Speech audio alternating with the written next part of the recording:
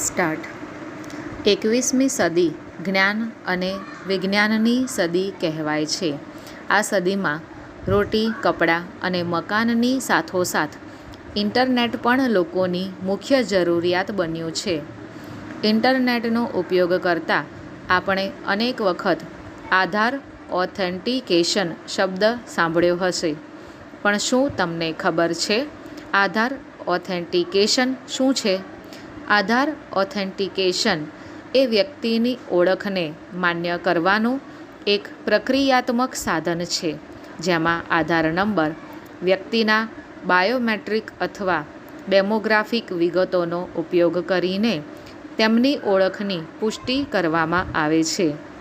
આ પ્રક્રિયા unique identification authority of India એટલે કે UIDAI દ્વારા સુનિશ્ચિત કરવામાં આવે છે, જે નાગરિકોની વ્યક્તિગત માહિતીની ખરાઈ કરે છે. પેરેગ્રાફ. જનકલ્યાણકારી યોજનાઓનો લાભ છેવાડાના નાગરિકોને સરળ અને ઝડપી પહોંચાડીને મુખ્યમંત્રી શ્રી ભૂપેન્દ્રભાઈ પટેલના નેતૃત્વમાં સુશાસનની હરહંમેશ અનુભૂતિ કરાવવામાં આવે છે, જેની ફળશ્રુતિ રૂપે રાજ્ય સરકારના વિજ્ઞાન અને પ્રૌદ્યોગિકી વિભાગ દ્વારા વિવિધ સેવાઓ અંતર્ગત છેલ્લા 2 વર્ષમાં રાજ્યભરમાં અંદાજે 88 કરોડ આધાર ઓથેન્ટિકેશન નોંધાયા છે, જ્યારે વિવિધ વિભાગોમાંથી સરેરાશ માસિક 5 કરોડ અને દરરોજ સરેરાશ 22 લાખ જેટલી આધાર ઓથેન્ટિકેશનની અરજી પર સફળતાપૂર્વક પ્રક્રિયા કરવામાં આવે છે, જે અંતર્ગત વર્ષ 2022-23માં 18 કરોડ, વર્ષ 2023-24માં 22 કરોડ તેમજ નવેમ્બર 2024 સુધીમાં 48 કરોડ એમ કુલ 88 કરોડ આધાર ઓથેન્ટિકેશન રાજ્યભરમાં નોંધાયા છે. પેરેગ્રાફ.